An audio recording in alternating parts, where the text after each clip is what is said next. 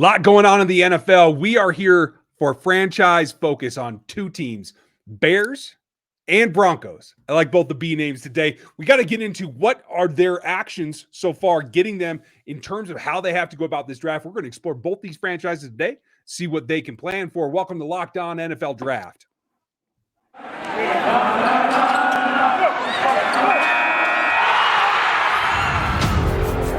You are Locked On NFL Draft, your daily podcast covering the NFL Draft. Part of the Locked On Podcast Network, your team every day.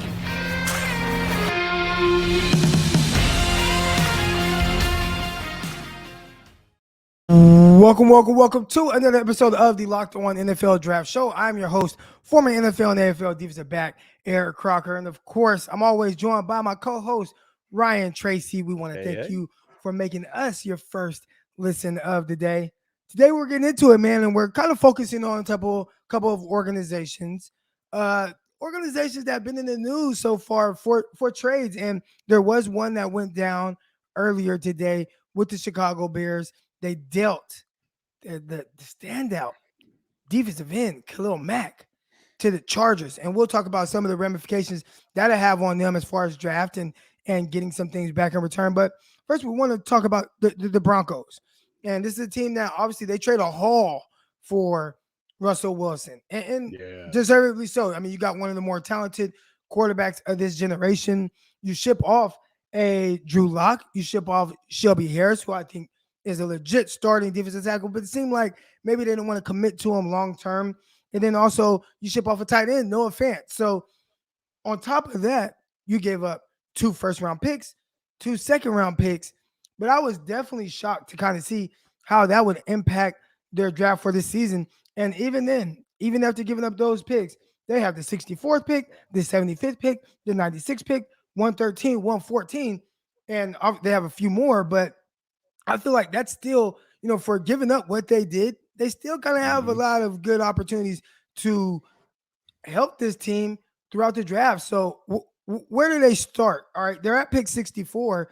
Do you think that there's something that they should target first? I think they have the luxury now at 64, 75, 96, right? You have 3 picks in a single round span, basically, right? And I think what George Paton has done as a team building exercise is get your guy that is at the top of the heap.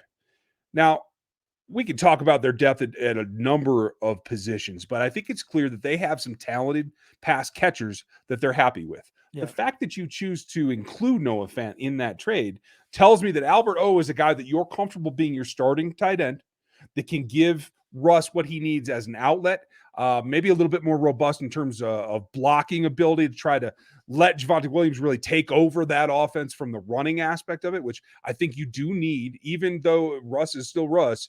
You do need to support him, I think, with the run game. You can't get away from that. I think that sets it up well. So what does that leave you with? You had an underperforming defensive end in Chubb last year. You had Von Miller actually get moved out. There were all kinds of rumor that he wants to come back. That would definitely be an interesting turn of scenario, right? But you have a secondary you got to feel pretty good about. There's a lot that can be built between the offensive line, defensive line, and linebacker levels that I think can really bring this franchise around and support Russ. As easy it is, I'm a little bit concerned about how quickly can this offense adapt to new head coach. Obviously, Russ, not the same system. He's been one system in the NFL, right? Do you have concerns about the transition for all of this into a new city in Denver? Yeah, I think that's going to be kind of the biggest question mark, right? And I believe there's a little bit of ties here with the offense and the way they ran things, whether it's in LA, in Seattle. I believe, if I'm not mistaken, I probably should have researched this before talking about it. The offensive coordinator for the Seahawks kind of came from that McVay kind of tree. And also, the Packers offensive coordinator that went over to be the head coach of the Denver Broncos, he obviously like that under LaFleur coming up. If he has any similar style, LaFleur, he came from kind of that same tree as McVay, Shanahan. So maybe they see things similarly. Maybe they, their verbiage is somewhat similar. And if that's the case, I know they do things different. You look at Shanahan and his offense, heavy 21 personnel. You look at McVay and his offense, heavy 11 personnel. But I do think that they still work a lot of the same principles and concepts. even though they run it from, different personnel packages. So if these coaches kind of have any similarities there, maybe that'll ease over and kind of smooth over the transition for Russell Wilson to where he doesn't have to learn an entirely new verbiage as it pertains to the Right. offense and the plays that are called. And I think Russ has been pretty comfortable in 11 most of his career, right? I can see that being the direction. Otherwise, you keep Fant. If you're looking to be 12, you're keeping Fant all day long. There's no reason to let that happen unless there's just some demand from your trade partner. But I think that all that goes to set up whether I think it's a little bit more of a transition than it's just the fact that they come from common roots. Like, I don't think it's just going to be plug in. That's my thought. Right. But one thing that they have to do across all those systems, and certainly for Russ, we've seen over his career, is you got to support him with an offensive line that can get the job done, but also can move. And so I think there's a lot of work to be done on the Broncos offensive line. That's where I would probably start. That would be my concern. It becomes a question of value in this particular class, right? And I think we should probably walk through each of their top 100 picks here on the backside of this break. But that's where I would start. Is that where you would focus, or you think it's skill players? No, I think you have to definitely improve that offensive line. I like the skill players that they have. You talked about Albert O as a tight end, filling in for Fant, kind of replacing him. I think people are going to be high on him, especially in the fantasy world. The receivers, I like what they have there. The depth is a little interesting, but I like their top three guys when it comes to Sutton, Patrick, and obviously Jerry Jeudy. But we're going to get to more of the offensive line and a little bit on the defense where they should address the draft when we get back. But first, we want to talk to you a little bit about BetOnline. And you know what time it is, y'all. It's March Madness. It's college basketball tournament time. It is fully upon us. And from all the latest odds, contests, and player props, BetOnline.net is the #1 source for all of your sports betting needs and info. BetOnline remains the best spot for all of your sports scores, podcasts, and news this season. And it's not just basketball. BetOnline is, it's your continued source for all of your sporting wagering informational needs, are including live betting and your favorite Vegas casino games, which, Ryan, do you have a favorite Vegas casino game? No, I play poker. Thank you. Poker? See, I need to learn how to play poker. I play more like roulette or blackjack 21, and I'm not any good, but you can play those games on here as well. Head over to the website right now. Use your mobile device to learn more about the trends and action that's been online where the games start. All right, Ryan, let's get back to the Denver Broncos and let's address the draft. And this is kind of a soft version of this. Later in the draft season, we will actually get with the Broncos host and talk about what exactly they should do in the draft. But just for these exercise purposes right here, we're going to go through here. And I do like what they did with Quinn Myers last year, right? Like the Quinn Myers, when he was drafted, he was like the darling of the Senior Bowl, and it sounds like he's kind of heading in the right direction. But Dalton Reisner, Garrett Bowles, I'm curious to see, Bobby Massey, who do they look to maybe improve upon on the offensive line, or do they go over to the defensive side of the ball? This was the team who I had mocked at pick 9, taking Jordan Davis and replacing Mike Purcell. But it looks like Purcell is going to stay alive there. Shelby Harris, the 3-4 defensive end, he's the one that's on the way out. So do they look maybe in these rounds to replace one of these guys, or maybe do they go, with a 3-4 outside linebacker off the edge? I feel like there's a lot of different ways they can go about this. For me, it's got to be, you've made this investment in Russell Wilson. You got to do everything to support him. I have to think that they have to find the best fit for them there. And yes, Miners is on, I think, recovered from what was early struggles, in my opinion. Glasgow playing some snaps out there as well. Cushenberry, I think, has been solid. I was higher on him coming out than a lot of people have. I think he's kind of grown into the position. The question for me is at right tackle. And if you're comfortable with that being there, Bobby Massey, I do believe he's still under contract, but that doesn't preclude you from upgrading there, does it? All right, no, not at all. But their issue is going to be because of the trade with the Seattle Seahawks. They don't really have high draft picks like that. I mean, their first pick isn't until 64. And if I'm not mistaken, that's either the last pick in the second round or the first pick in the third. Okay, so last pick in the second round. So, finding a tackle, this is a deep class. It might be someone that's not as high profile as tackle on the offensive line. I think that while it's deep, I think you have to look at pass protectors specifically because I think Massey's fine in the run game. I think that they were able to run behind him fairly well, fairly consistently. I think he played like almost 800 snaps for them last season. So that tells me that there's enough there, but it is about the pass protection. You didn't bring in Russell to hand the ball off, right? You're going to run enough to protect him from himself and being, he's not going to be a 40 drop back kind of guy. But it's also not something that you're trying to supplement run first or in any way, shape, or form. So I do think they got to look at the protection more than anything else. They have some guys like Cam Fleming, Calvin Anderson plays some snaps as well. So they have some depth, but I don't see that as enough. I think you have to bolster that. I think you have to look at is Miners ready to take that starting right guard spot.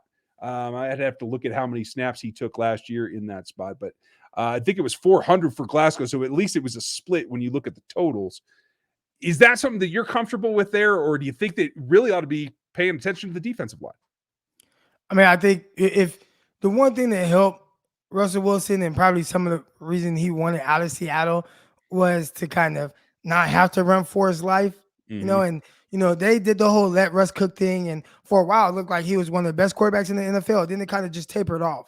So I mean, as talented as he is, Russell's not very young anymore, right? Like now he still has a good amount of years ahead of him, but he's not that young Russell Wilson that I think we look at him as.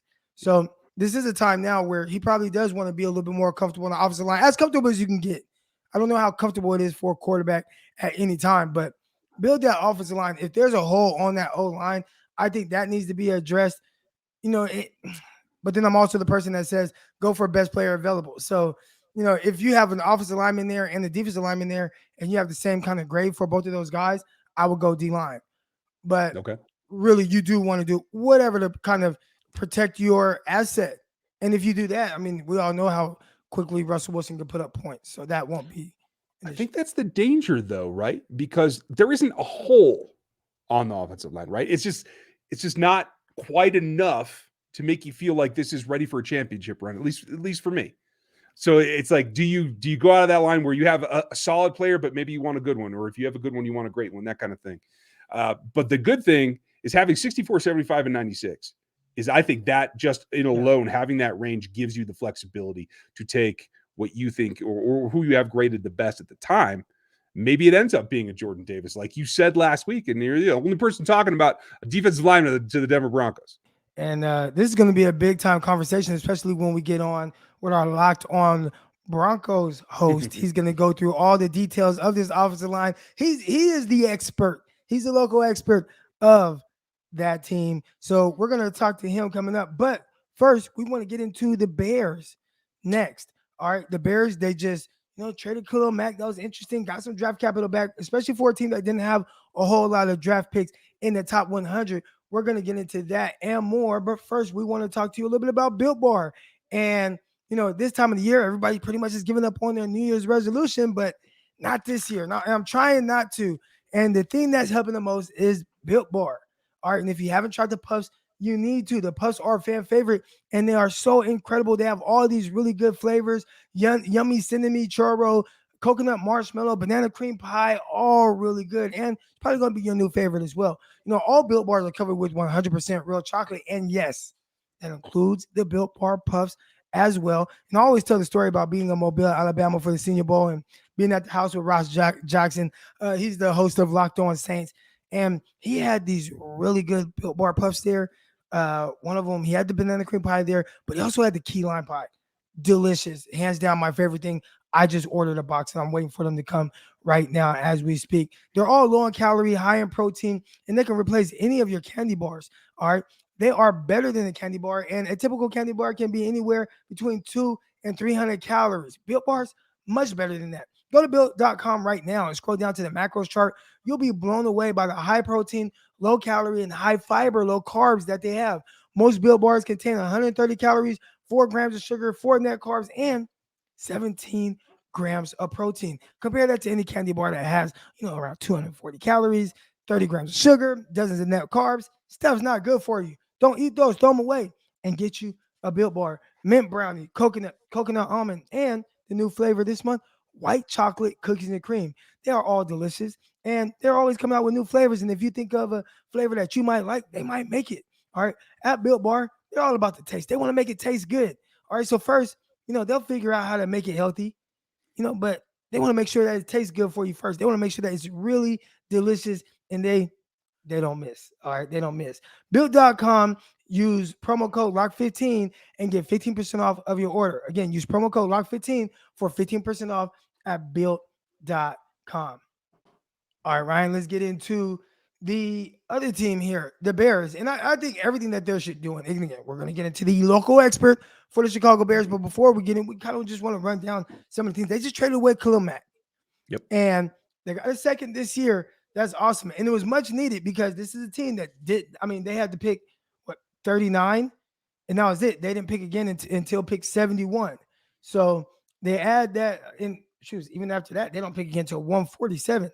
So they needed some draft capital. And obviously, you don't want to lose a tremendous edge rusher, pass rusher like a Khalil Mack. But maybe that can help them kind of retool either the offense, add some weapons there for your young quarterback, or potentially go with offensive line to protect him. I do recall him getting sacked 9 times in one game, his first start against the Cleveland Browns. Not ideal. Or go defense. So if you are the Chicago Bears, which direction do you go in? Well, I think it's really telling that they trade Khalil Mack away because they're reportedly going back to a 4-man front, to a 4-3 base defense. So that clearly is not a perfect fit. That allows you to take an edge. You need another one now, and you need a 4-man front edge. I think that that's probably the focus in terms of where the value will be at 39, but that won't preclude them from doing something. I think there's a good number of weapons. I think they can wait a little bit longer on, say, a wide receiver. Certainly on the tight end group, I think there's value down there at 71 or beyond. You could even see them move back from 71 a little bit because they are another team that has kind of a tight grouping between 39, 48 to 71. You can move back a little bit and get, a tight end that can do some blocking for you. I can see a Ruckert in that offense that gives them a target with pretty good hands that is, a solid athlete, but can do some of the dirty work as well. I think that's going to be maybe a little bit more friendly. There's some tight ends on that roster as well, but I think competition could help them there as well. I probably would lean towards the value and the upside being on the defensive side at 39 in particular.